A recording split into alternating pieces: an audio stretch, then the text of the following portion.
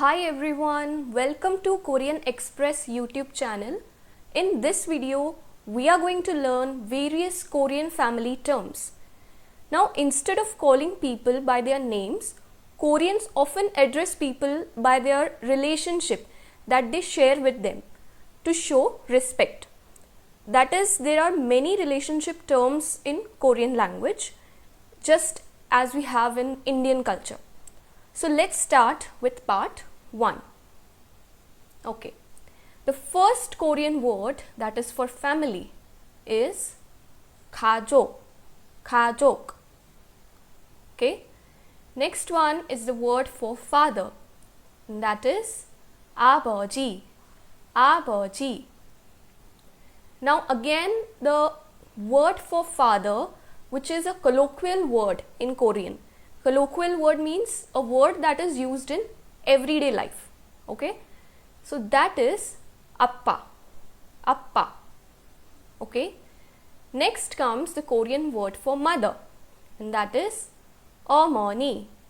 어머니. Next comes the colloquial word for mother in Korean, and that is 엄마. 엄마. Okay. Next comes the Korean word for older brother if you are a boy. Okay, this means that if you are a boy and you have an older brother, then you will address him by the word hyung. Hyung. Okay. Now the word for older brother if you are a girl, then you will address him by oppa. Oppa. Okay. Next is the Korean word for older sister if you are a boy. That is, if you are a boy and you have an older sister, then you will address her by the word 누나. 누나. Next is the Korean word for an older sister if you are a girl, and that is 언니. 언니. Okay, so these were some of the Korean family terms that we learned today.